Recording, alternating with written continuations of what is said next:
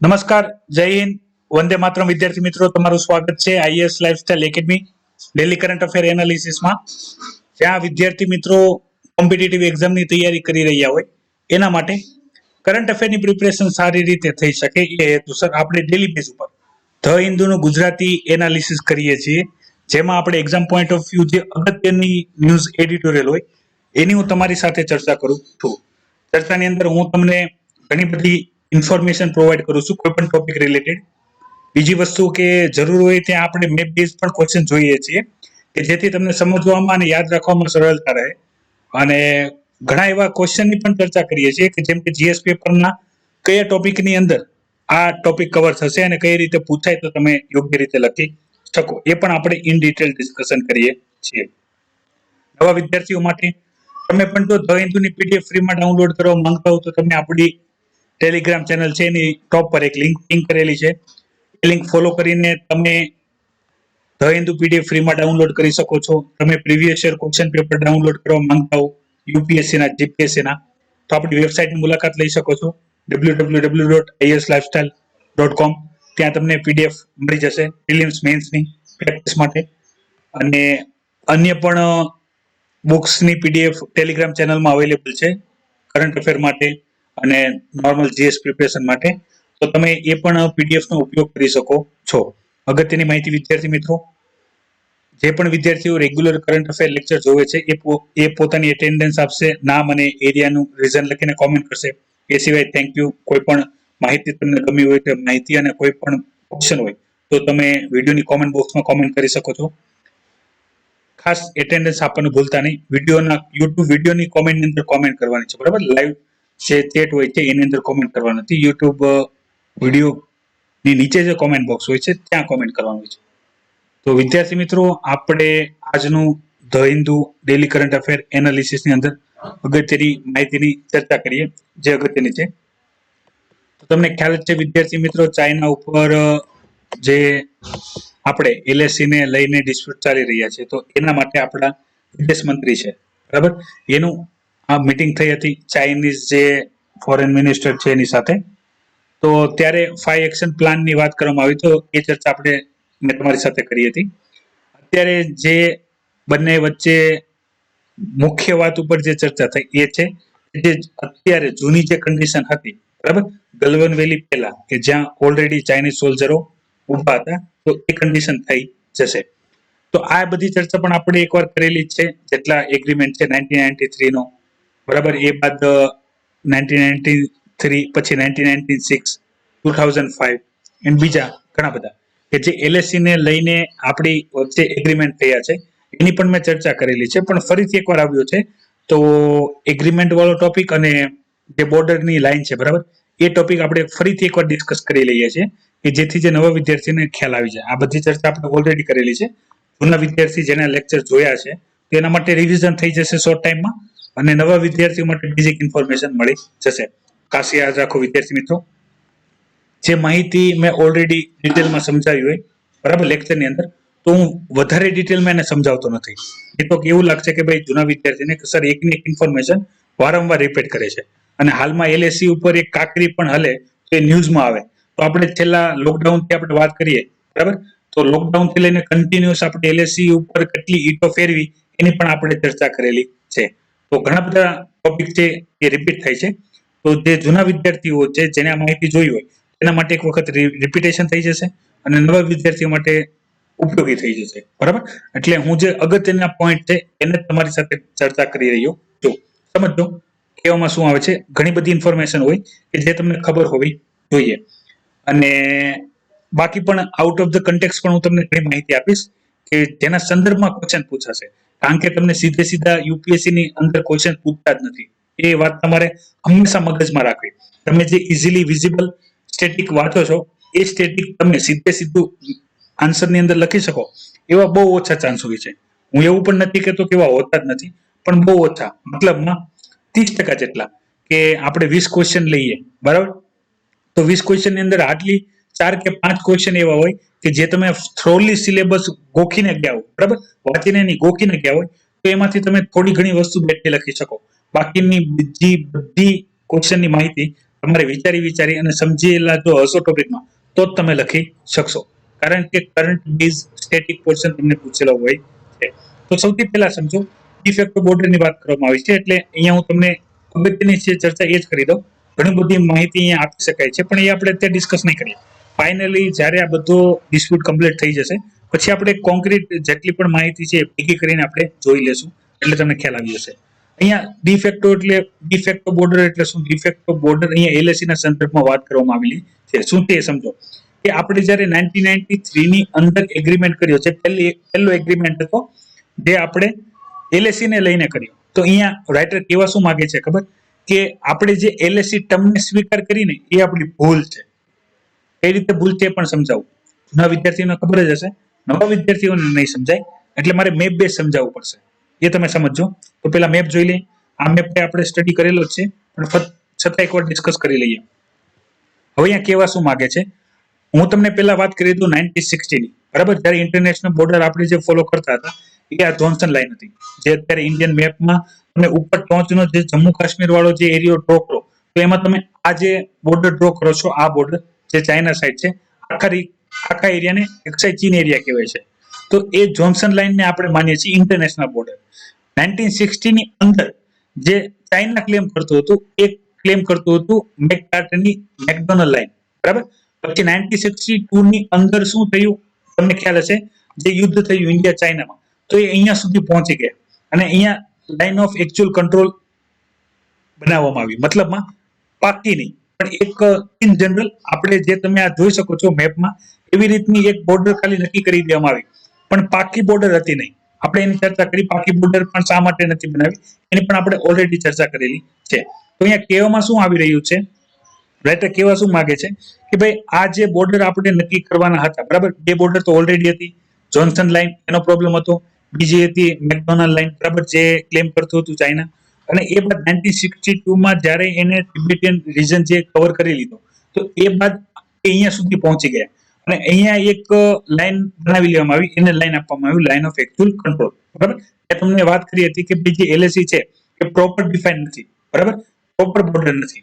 તો અહીંયા રાઇટર કહેવા શું માંગે છે? રાઇટરનો કહેવાનો મતલબ એક જ છે કે ભાઈ તમે જે આ એલએસી છે એને તમે ટર્મ સ્વીકારી લીધી એલએસી, એનો મતલબ શું થયો? આ જે એરિયો છે, બરાબર, મતલબ અત્યારે આપણે આ બોર્ડરને આપણે સ્વીકૃતિ આપી દીધી છે ઇન્ડિયાના સાઈડથી, બરાબર? રાઇટરનો કહેવાનો મતલબ શું છે? એલએસી ટર્મનો પ્રયોગ કરીને આપણે એને અહીંયા સુધી ક્લેમ કરતા હતા એને આપણે બેઝલાઈન આપી દીધી છે. હવે જે પણ ચર્ચા થાય, જેમ કે અત્યારની પણ 2020 ની પણ ચર્ચા છે, તો એ ચર્ચામાં પણ આપણે એલએસી ફોલો કરીએ છીએ. નથી આપણે મેકડોનલ્ડ લાઈન ફોલો કરતા, નથી આપણે જોન્સન લાઈન ફોલો કરતા, બરાબર? આપણે શું ફોલો કરીએ છીએ અત્યારે? એલએસી. એનો કહેવાનો મતલબ શું છે કે ભાઈ આપણે સ્વીકૃતિ આપી દીધી, બરાબર? આ ડિવાઈડ જે છે એટલો એરિયા આપણે સ્વીકૃતિ આપી દીધી, એટલે બહુ ઓછા ચાન્સ છે કે આપણે ફરીથી જે જોન્સન લાઈન વાળો જે એરિયા છે એ આપણે મેળવી શકીએ. તો અહીંયા કહેવામાં એ જ આવે છે કે જે આપણે 1993 ની અંદર જે પહેલો એગ્રીમેન્ટ કર્યો, તો એની અંદર આપણે જે એલએસી ટર્મ છે, લાઈન ઓફ એકચ્યુઅલ કંટ્રોલ છે, જે પ્રોપર ડિફાઇન નથી, બરાબર? બોર્ડર ગ્રાઉન્ડ લેવલ ઉપર ડિફાઇન નથી, તો આપણે એ ટર્મ સ્વીકારવી જોઈતી હતી નહીં, કારણ કે એના લીધે શું થાય છે? ચાઇનાનું એગ્રેશન વધી જાય છે. ચાઇના અત્યારે એલએસી ઉપર જ ઉભો હોય છે. એ બાદ આપણે 1962 ની વાત મેં તમને જે અહીંયા જણાવી એ છે. 1967 માં જે આપણી નથુલા બોર્ડર છે, બરાબર? નથુલા બોર્ડર ઉપર પણ સેમ ડિસ્પ્યુટ ક્લેમ કરવામાં આવ્યો ચાઇના દ્વારા. ચાઇના આગળ જ વધતા જાય, કારણ કે એલએસી ડિફાઇન નથી. આપણે ગલવાન વેલી વાળો ઇસ્યુ જોયો, પછી આપણે પેંગોંગ લેક વાળો જે એરિયો જોયો, જે 8 ફિંગર છે એમાંથી 4 ફિંગર સુધી ઓલરેડી ચાઇના આવી ગયું છે, હજી આગળ વધે છે, બરાબર? એ કેવું કરે છે? લાઈન ડિફાઇન નથી તો એ એક ડગલા આગળ વધે છે. અને મેં તમને ચર્ચા કરી છે કે ભાઈ માની લો એ જે પણ સ્થિતિમાં ઉભા હોય, માની લો કે આ જ બોર્ડર છે, તો એ બોર્ડર થી શું કરશે? બોર્ડર થી 20 ડગલા આગળ વધી જશે, બરાબર? બોર્ડર થી 20 ડગલા આગળ વધી જશે. જો રોકવામાં આવે તો 10 ડગલા પાછળ જતું રહેશે, તો પણ એની પાસે 10 ડગલા જેટલી જમીન આવી ગઈ. અને ના રોકવામાં આવે તો ફાઇનલ બોર્ડર લાઈન આ થઈ જાય. તો નેક્સ્ટ ટાઈમ જ્યારે એ ફરીથી આગળ વધશે ત્યારે અહીંયાથી 20 ડગલા આગળ વધશે. એમ કરતા કરતા થોડો કરીને ઘણો બધો એરિયા પોતાની અંદર વધારી રહ્યો છે અને એનો ગેરલાભ લઈ રહ્યો છે. ઇન્ડિયા જે શાંતિવાળી જે નીતિ ફોલો કરે છે તો એનો ગેરલાભ લઈ રહ્યો છે. પછી વાત કરવામાં આવી 1996 ની અંદર કે જ્યારે ગવર્મેન્ટે જે પીએલએ છે, બરાબર, પીપલ્સ લિબરેશન આર્મી છે, જે સતત આવી રીતે આગળ વધતી હોય, પછી પોતાના મિલિટરી બેઝ વધારતી હોય, આપણે હિમાલયન રીજન વાળામાં જે જોયું કે જે આપણે લેક છે, બરાબર, માનસરોવર લેક છે, તો ત્યાં મિલિટરી બેઝ બનાવી દીધો છે, ત્યાં રોકેટ લોન્ચર પેડ બનાવી દીધા છે. તો એને ધ્યાનમાં લઈને શું કરવામાં આવ્યું? એને ધ્યાનમાં લઈને આપણે જે બોર્ડર છે, બરાબર, એની ઉપર LAC ની આજુબાજુ ઓછી મિલિટરી રાખવી, એની આપણે એગ્રીમેન્ટ કર્યા. પછી આપણે 2005માં એગ્રીમેન્ટ કર્યા, જેમ કે આપણે હમણાં જોયું હતું કે માની લો કે બે આર્મી કોઈ પણ કન્ડિશનની અંદર જો સામસામે થઈ જાય, ફેસોલ જેવી કન્ડિશન આવી જાય ગલવાન વેલી વાળી, તો એ હથિયાર ઉપાડી શકે નહીં, એકબીજાનો વિરોધ કરી શકે નહીં, ફાયરિંગ કરી શકે નહીં, બરાબર, એ રીતના એગ્રીમેન્ટ બનાવવામાં આવ્યા. પણ આ ડોક્યુમેન્ટરી છે, આ દરેક વખતે ફોલો ભારતે જ કરવા પડે એવું લાગે છે, કારણ કે ચાઇનાનું હંમેશા ઉલ્લંઘન જ કરતું હોય.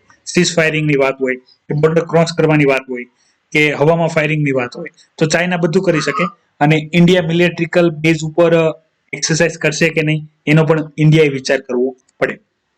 અગત્યની જે વાત છે એ હું તમને ડોકલામ વાળી જણાવવાનું છું. નવા વિદ્યાર્થીઓ અને જૂના વિદ્યાર્થીઓ બધા માટે ઇન્ફોર્મેશન ખૂબ અગત્યની છે, કારણ કે આની ચર્ચા આપણે નથી કરી. ડોકલામ મુદ્દો બહુ જૂનો છે, પણ જ્યારે હતો તો જે વિદ્યાર્થીની પ્રિપરેશન 1 કે 2 વર્ષ થઈ ગયા હશે એ વિદ્યાર્થીઓને ખ્યાલ હશે, પણ જે બાકી નવા વિદ્યાર્થી છે જેને 2019 કે 20માં પ્રિપરેશન શરૂ કરી છે, એને ડોકલામ મુદ્દો શું છે એ ખ્યાલ હશે નહીં. તો એક વસ્તુ જો અહીંયા કહેવામાં શું આવે છે કે ભાઈ ચાઇના જે આ બોર્ડરના ડિસ્પ્યુટ છે એના ઇન્ડિયા સાથે જ નથી, બધા સાથે છે. કોઈ પણ બોર્ડર આપણે લઈ લઈએ, નેપાળની વાત હોય કે ભૂતાનની વાત હોય, તો એમાં જે ડોકલામ સ્થિત છે, બરાબર, એક પ્રકારનું ટ્રાઈ જંકશન છે આપણે ભૂતાન સાઈડમાં, ભૂતાન ઇન્ડિયા સાઈડમાં, મતલબમાં સિક્કિમ રાજ્ય વાળો જે તમે એરિયા જોયો છે એ એરિયાની એક્ઝેક્ટ બાજુમાં પડે. તો આ સમજવા માટે પહેલા તમને સિલિગુડી જે છે, બરાબર, જેને ચિકન નેક કહેવાય, ચિકન એટલે થાય મુરગી, બરાબર, મરઘી ગુજરાતીમાં થાય પ્રોપર, હિન્દીમાં મુરગી થશે. એની ડોક, મતલબમાં તમે ઇન્ડિયા મેપ જોયો હશે તો આપણે જે નોર્થ ઇસ્ટ વાળું રીજન છે પશ્ચિમ બંગાળ પછી, તો તમે જોશો એક સાંકડો એરિયો છે, બરાબર, એક સાંકડો એરિયો છે, અને પછી અહીંયાથી જે છે આપણે જોઈએ તો આ રીતનું માની લો કે ભાઈ આ જે આપણે નોર્થ ઇસ્ટ વાળું રીજન છે ને અહીંયા ઇન્ડિયાનો રીજન, તો આ જે આ એરિયો છે જ્યાં અહીંયાની સાઈડ છે, ઉપરની સાઈડ છે સિક્કિમ, મેપમાં સમજાવી શકું છું, પણ અત્યારે તમે ખાલી જનરલ ટર્મ સમજી લો એટલે હું શું કહેવા માંગુ છું તમને સમજાઈ જશે. અહીંયા છે ડોકલામ, બરાબર, આ એક્ઝેક્ટ પોઈન્ટ છે જે આપણે નેપાળનો એરિયો છે, આ છે ડોકલામ, આ છે ઇન્ડિયાનું સિક્કિમ. અહીંયાથી ઇન્ડિયા પશ્ચિમ બંગાળથી થઈને એક જરીક એવી જગ્યાઓથી નોર્થ ઇસ્ટ રીજન સાથે કનેક્ટેડ છે. તો અહીંયા સિલિગુડી કોરિડોર છે, બરાબર. ચાઇનાનું શું માનવું હતું કે ભાઈ આપણે જો ડોકલામ ઉપર આપણે શું કરી લઈએ, પોતાનો મિલિટરી બેઝ બનાવી લઈએ, તો ત્યાંથી લઈને 30 કિલોમીટરની અંદર જ સિલિગુડી કોરિડોર છે. જો એને બંધ કરી દેવામાં આવે તો જે મૂળ ઇન્ડિયા છે, એ જે નોર્થ ઇસ્ટ ઇન્ડિયા છે, તો એની સાથેનો એનો જે રોડ છે, બરાબર, એ શું થઈ જશે, એ બંધ થઈ જશે. તો ઇન્ડિયાનું જે નોર્થ ઇસ્ટ રીજન છે એની સાથેનું કનેક્શન તૂટી જશે. તો ડોકલામ એ સ્થિતિ એ પણ આની ખૂબ ચર્ચા થઈ હતી. તો એને કંટ્રોલ કરવા માટે શું કરવામાં આવ્યું હતું, ઇન્ડિયા દ્વારા અલગ અલ્ટરનેટિવ રોડ પણ બનાવવામાં આવ્યા છે કે જેથી ઇન્ડિયા જે છે એ નોર્થ ઇસ્ટ રીજન સાથે પણ કામ કરી શકે. અહીંયા નીચેની સાઈડ બાંગ્લાદેશ આવી જાય, બરાબર, અહીંયા નીચે બાંગ્લાદેશ આવી જાય, એક અહીંયા જરીક એવી, તો મેપમાં તમને ખ્યાલ જ હશે હું કઈ એરિયાની વાત કરું છું, જે આપણે અરુણાચલ પ્રદેશ અસમ વાળો જે એરિયા છે, તો તમે અહીંયા જોશો પશ્ચિમ બંગાળથી એક સાંકડી એવી જગ્યા છે કે જેને જો બ્લોક કરી દેવામાં આવે તો ઇન્ડિયાનું નોર્થ ઇસ્ટ રીજન સાથેનું કનેક્શન તૂટી જશે. તો એને ટાર્ગેટ કરવાતું છે ડોકલામ ઉપર, LAC ઉપર જે ચાઇના છે એ પોતાનો મિલિટરી બેઝ બનાવવા માંગતો હતો. અને આ જે મેકમોહન લાઈન હતી, બરાબર, જે અસમ અરુણાચલ પ્રદેશ એરિયા છે કે જેને ચાઇના પોતાનો એરિયા માને છે, એને મિની તિબેટ માને છે, બરાબર, તો એને પણ લેવા માટે સતત એ કાર્ય કરતું હોય છે. અને ચાઇનાના જે સોલ્જર હોય છે એ વારંવાર LAC ક્રોસ કરીને ઇન્ડિયામાં આવતા હોય છે, ઘૂસણખોરી કરતા હોય છે, ફાયરિંગ કરતા હોય છે. બધી બાબતે આપણને ખ્યાલ નથી હોતો, પણ મેજોરિટી ટાઈમ તો આવું થતું હોય છે, જેની આપણે બહુ મોટો વિવાદ થઈ જાય તો આપણી સુધી એ વિવાદ પહોંચતો હોય છે. તો આટલી બધી અગત્યની માહિતી છે. આની પહેલાનો જો મેં તમને મેપમાં જે બધી લાઈન સાથે જે એકચ્યુઅલ બતાવ્યું હતું, બરાબર, કઈ રીતે આપણે 1960 પછી 1962માં આપણે શા માટે યુદ્ધ થયું, તો એ લેક્ચર પર તમે ના જોયો હોય તો જોઈ લેજો, તો તમને અગત્યની બધી માહિતી ખબર પડી જશે. કારણ કે ઘણી બધા હિસ્ટોરિકલ પોઈન્ટ હોય છે, દરેક વખતે આપણે શું નથી કરી શકતા, દરેક વખતે આપણે એને રિપીટ કરી શકતા હોતા નથી. બીજી અગત્યની માહિતી છે એ ચર્ચા કરી લઈએ. તો હાલમાં લોકસભાની અંદર જે ડેપ્યુટી સ્પીકર છે તો એની વેકેન્સી છે અને એનું ઇલેક્શન થવાનું છે. થશે કે નહીં થશે, આજે પહેલું સત્ર શરૂ થયું છે, મોન્સૂન સત્ર, બરાબર. આપણે જોયું હતું 175 દિવસ બાદ આજ પહેલો દિવસ છે. 14 સપ્ટેમ્બર આજ મોન્સૂન સેશન શરૂ થયું છે પાર્લામેન્ટમાં. તો જે વેકેન્સી છે તો એ 17મી લોકસભાની અંદર જે ડેપ્યુટી સ્પીકરની વેકેન્સી છે એ ફૂલફિલ થશે. ડેપ્યુટી સ્પીકરની પણ મેં તમને માહિતી આપી છે, એ જોઈ લેજો પાર્લામેન્ટ સેશનની અંદર, યુપીએસસી હિન્દી પ્લેલિસ્ટની અંદર. બાકી અગત્યની જે પણ કાર્યને લઈને માહિતી જોતી હોય તો એ પણ હું તમને અલગથી પ્રોવાઈડ કરી દઈશ. બીજા ઘણા બધા માહિતી પણ ત્યાં તમને મળી જશે પોલિટી ઓપ્શન માટે. હવે અહીંયા વાત કરવામાં આવી છે કોરોના વાયરસમાં પ્રેગ્નન્સીને લઈને. જે મહિલાઓ પ્રેગ્નેન્ટ હોય છે તો એના અંદર શું ચાન્સ હોય અને બાકી ઘણી બધી ગાઈડલાઇન્સ તો ઓલરેડી આપણે ડિસ્કસ કરેલી જ છે, બરાબર. જે અગત્યની સૂચના છે, જે માહિતી આપવામાં આવે છે, થિયોરિટિકલ પોઈન્ટ વધારે છે, તો એની જ હું તમારી સાથે ડિસ્કસ કરી લઉં છું. કહેવામાં શું આવ્યું છે, તો આપણું જે વર્લ્ડ હેલ્થ ઓર્ગેનાઇઝેશન છે એને, જે Indian Council of Medical research છે, એને એક ગાઈડલાઇન્સ પ્રોવાઈડ કરી છે પ્રેગ્નેન્ટ લેડી માટે, કે જેને તમને ખ્યાલ હશે, જેના મહિનાઓ ચાલતા હોય જે મહિલાઓના, તો એને વારંવાર હોસ્પિટલમાં જવાનું હોય છે ચેકઅપ માટે, બરાબર. અલગ અલગ ટેસ્ટો પણ કરાવવાની હોય છે. તો અત્યારે કહેવામાં શું આવ્યું છે કે ભાઈ 8 થી 10% મહિલાઓ એવી છે કે જેને ઓલરેડી કોરોના વાયરસનું ઇન્ફેક્શન છે. પછી યાદ રાખજો કે જે પણ મહિલાઓને, એક બીજી પણ આપણે જોઈએ હતી કે ભાઈ જે પણ મહિલાઓને ઓલરેડી કોરોના વાયરસનું ઇન્ફેક્શન હોય અને એના બાળકને પણ ઇન્ફેક્શન જાય તો એને વર્ટિકલ ટ્રાન્સમિશન કહેવાય, બરાબર. મતલબમાં માતાને હતું અને પુત્રને પણ થયું. બીજું અહીંયા કેવા શું માંગે છે ઓથરે, કેવા ઓથર એટલે WHO ની ગાઈડલાઇન્સ જ આપણે ડિસ્કસ કરી રહ્યા છીએ. તો ગાઈડલાઇન્સની અંદર શું કહેવામાં આવ્યું છે એની હું તમને વાત કરું છું કે હાલમાં જે કોરોના વાયરસ પેન્ડેમિક ચાલે છે તો કોન્ટ્રાસેપ્ટિવ પિલનો ઉપયોગ કરવાનો અહીંયા આગ્રહ કરવામાં આવ્યો છે. જેને આપણે કહી શકાય કે ગર્ભ નિરોધક ગોળીઓનો ઉપયોગ કરવાનો મહિલાઓને કહેવામાં આવ્યું છે. રીઝન શું આપવામાં આવ્યું છે કે ભાઈ માની લો કે જે મહિલા છે એ કોરોના વાયરસથી ઇન્ફેક્ટેડ છે અને એ પોતાના ચેકઅપ માટે કે કોઈ પણ બીજી રેગ્યુલર રૂટીન ચેકઅપ માટે કે ટેસ્ટ માટે જો જતી હોય, બરાબર, તો એને લીધે બીજાને થવાના ચાન્સ છે. બીજી કન્ડિશન કે માની લો મહિલાને કોઈ પણ પ્રકારનું કોરોના ઇન્ફેક્શન છે નહીં, બરાબર. હાલાકી અહીંયા ઈવડાની રિપોર્ટ કરવામાં આવે છે કે કોરોના વાયરસ છે કે નહીં એ જોવામાં આવે છે, પણ છતાં કયા કન્ડિશનમાં થઈ જશે કેવું મુશ્કેલ હોય છે.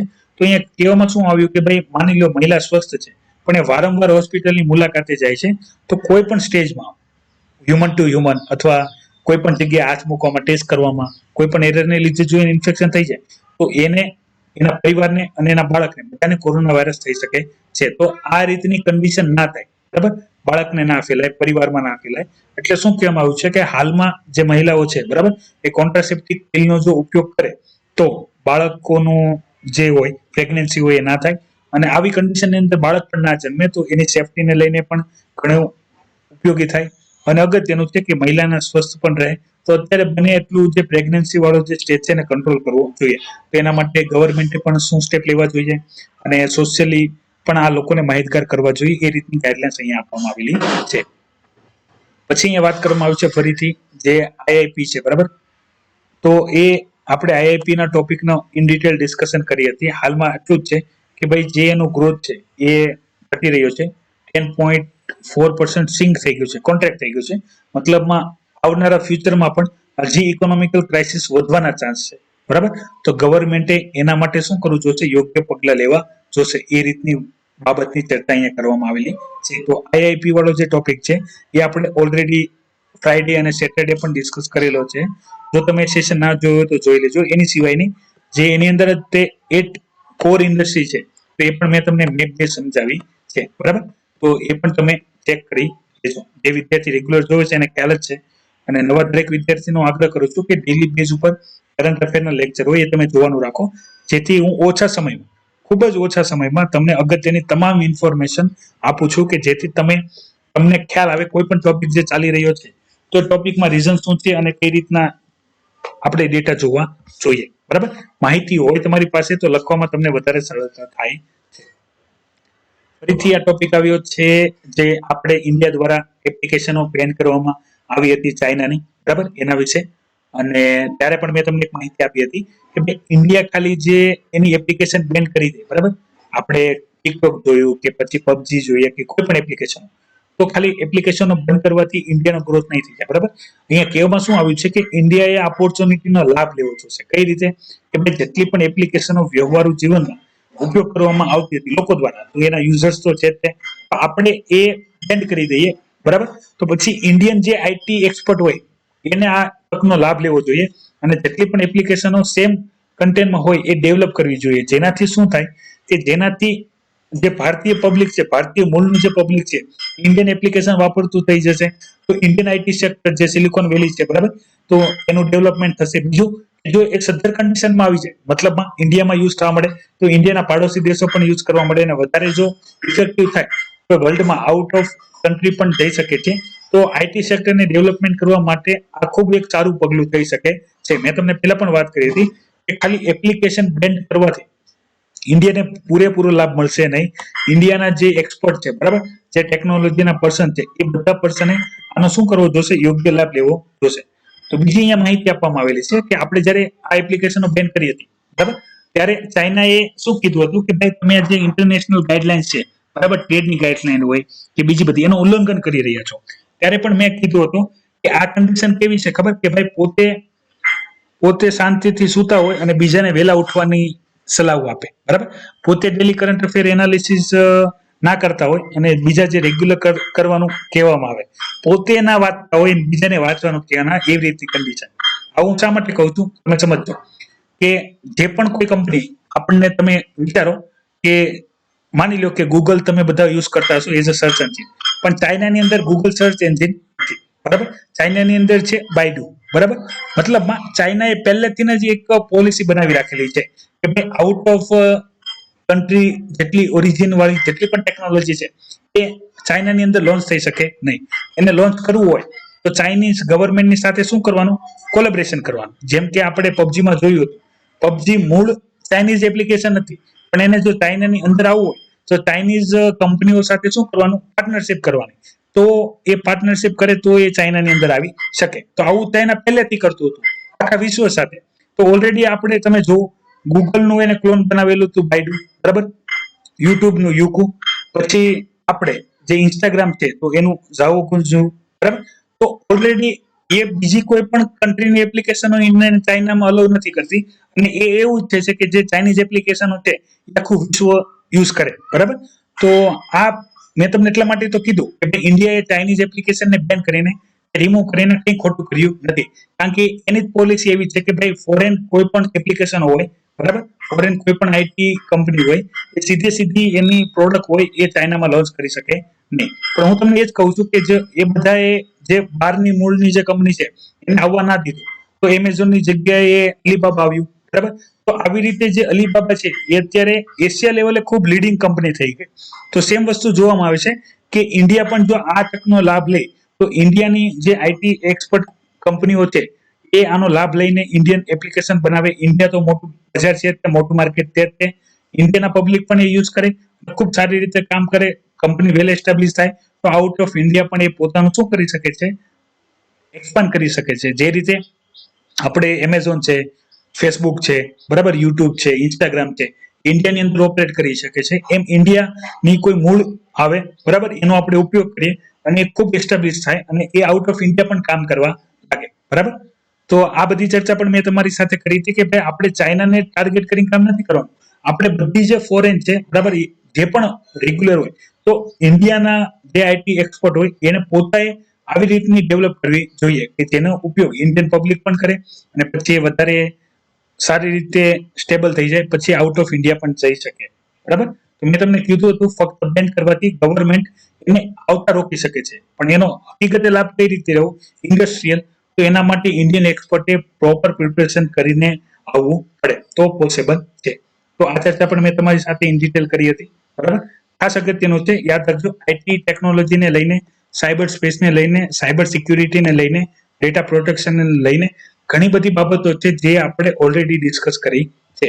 તો એ બધી બાબતો તમે યાદ રાખી લેજો, જે તમને ઉપયોગી થશે. આ સોનિયા ગાંધીજી છે, બરાબર, હેન્ડને સેનિટાઈઝ કરે છે. તમને ખ્યાલ હશે અત્યારમાં કોંગ્રેસમાં ઇમ્બેલેન્સ ચાલી રહ્યું છે, ટોપ લેવલના જેટલા પણ નેતાઓ છે, બરાબર, એની છુટ્ટી કરવામાં આવે છે. પોલિટિકલ ન્યૂઝ છે, અગત્યની નથી. જો તમે પોલિટિક્સમાં ઇન્ટરેસ્ટેડ હો તો તમને ખબર જ હશે.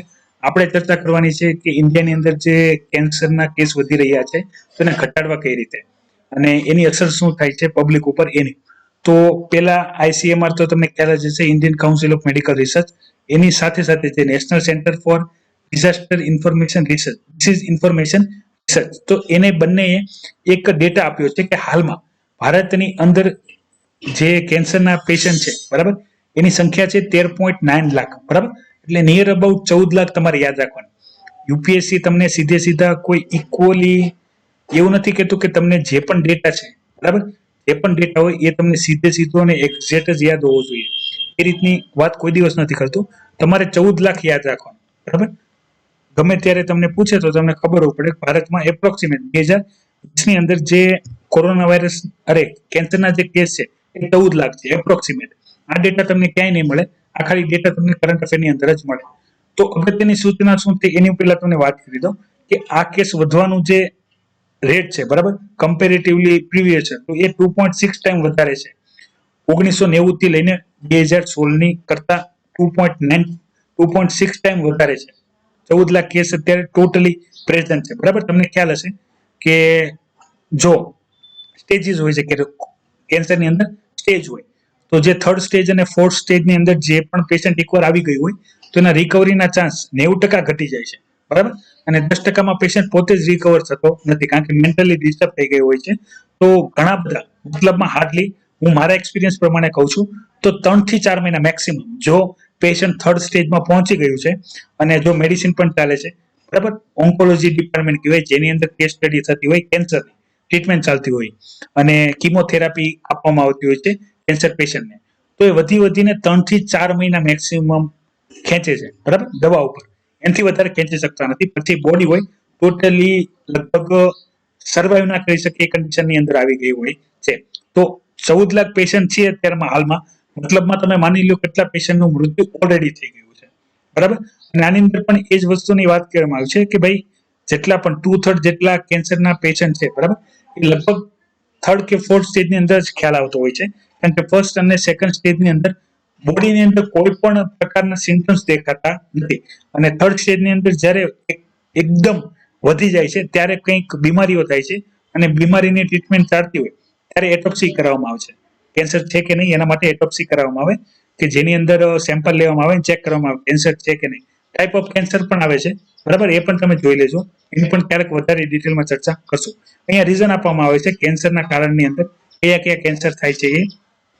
તો સૌથી પહેલા સમજી લો લંગ કેન્સર બરાબર, પછી ઓરલ કેવિટી કેન્સર મોઢાનું કેન્સર, સ્ટમક, ઇસોફેગસ એટલે અન્નનળી, પછી મહિલાઓની અંદર સ્તનનું કેન્સર બરાબર, પછી સર્વિક્સનું cancer, ovary cancer, gall bladder cancer બરાબર, અલગ અલગ કેન્સર છે.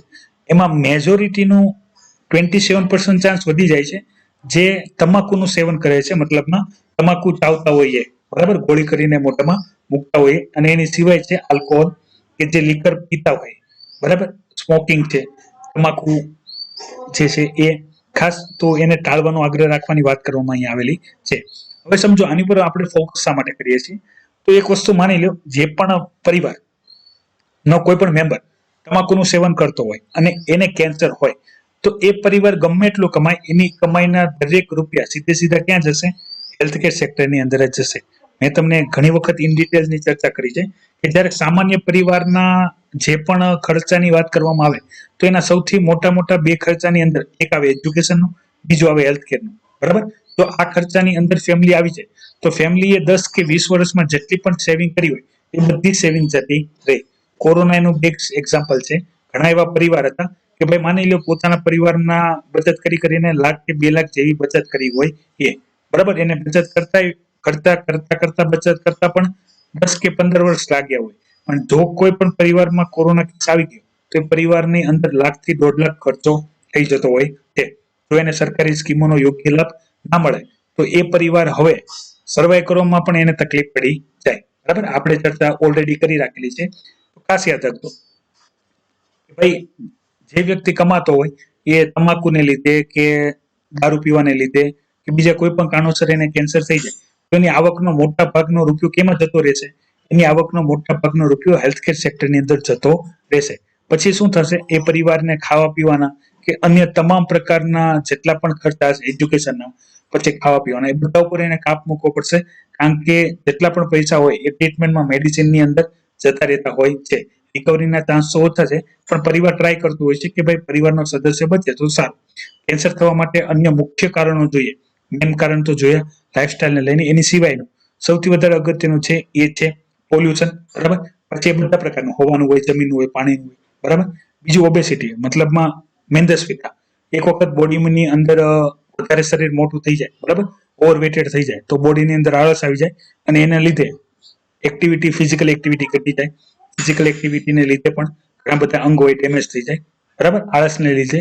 અને એને લીધે પછી ડાયાબિટીસ અને પ્રેશરના પ્રોબ્લેમ થાય અને એ પ્રોબ્લેમ આગળ વધીને કેન્સર પણ કોઝ કરી શકે છે. હાલમાં કેન્સર થવાનું પાક્કું કોઈ રીઝન કયું છે એ નક્કી કરવું મુશ્કેલ, કારણ કે તમે ઘણી કન્ડિશનમાં એવી પણ જોયું હશે કે કોઈ પણ જાતનું વ્યસન કરતા નથી તો પણ કેન્સર થાય છે, અને ઘણા બધા હોય ઓવર લિમિટ કરતા હોય વ્યસન તો પણ નથી થતું હોતું, બરાબર. તો કન્ડિશન અલગ અલગ હોય છે, પણ મુખ્ય જે પેશન્ટો આવતા હોય એમાંથી મેક્સિમમ લોકોને શું પ્રોબ્લેમ છે એ હાઇલાઇટ કરવામાં આવે તો એમાં જે તમાકુનું સેવન કરતા પેશન્ટ વધારે હોય, સ્મોકિંગ કરતા, આલ્કોહોલ કન્ઝપ્ટ કરતા પેશન્ટ વધારે હોય, તો એને ખાસ ટાળવાનો આગ્રહ અહીંયા રાખવામાં આવેલો છે, બરાબર. બીજું કે ભાઈ પરિવારની અંદર ગવર્મેન્ટ ફોકસ એટલા માટે કરે છે કે જે પરિવારની અંદર માની લ્યો કે કોઈ કેન્સર પેશન્ટ એક વખત આવી જાય તો પરિવારનું સર્વાઈવ કરવાનું મુશ્કેલ થઈ જાય, તો ટ્રાય કરવી કોઈ પણ પરિવારની અંદર કેન્સર જેવી બીમારીઓ જોવા ના મળે, તેને રિડ્યુસ કરવા માટે પણ શું કરવું અહીંયા.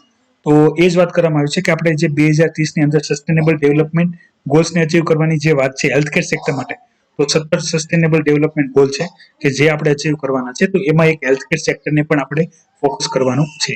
એની સિવાય ગવર્મેન્ટ દ્વારા અલગ અલગ પ્રોગ્રામ પણ ચલાવવામાં આવે છે, જેમાં આયુષ્યમાન ભારત, સ્વચ્છ ભારત, બરાબર, સ્વચ્છ ભારત અભિયાન, પોષણ અભિયાન, પછી પ્રધાનમંત્રી ભારતીય જે જન ઔષધિ પરિયોજના છે, બરાબર. એની સિવાય પણ ઘણી બધી એક્ટિવિટી કરવામાં આવે છે ગવર્મેન્ટ દ્વારા અન્ય કેન્સર માટે પણ, તો એની પણ અહીંયા ઇનલિસ્ટ આપેલી છે, એ જોઈ લેજો. નેશનલ હેલ્થ પોલિસી છે, પછી નેશનલ ટોબેકો કંટ્રોલ પ્રોગ્રામ છે, national program for prevention and control of cancer છે. તો આ બધી તમારે જોઈ લેવાની. યાદ રાખજો, કરંટ અફેરની અંદર જે પણ યોજના સ્કીમ આવતી હોય એ તમને ખબર હોવી જોઈએ. આ જ બધી ઇન્ફોર્મેશન હતી જે હું તમને આપવા માંગતો હતો. ખાસ તમારી એટેન્ડન્સ આપવાનું ભૂલતા નહીં અને ડેલી બેઝ ઉપર કરંટ અફેરના લેક્ચર જોવાનો આગ્રહ રાખો. વાંચ્યો નહીં તો કોઈ વાંધો નહીં, પણ પ્રિપરેશન સ્ટાર્ટ રાખો. તો વિદ્યાર્થી મિત્રો, અંતે તમે બધા કરો મજા અને મને આપો રજા. લાઈવ લેક્ચરમાં જોડવા બદલ આભાર. જોતા રહો IS lifestyle academy daily current affair analysis lecture. જય હિન્દ, વંદે માતરમ.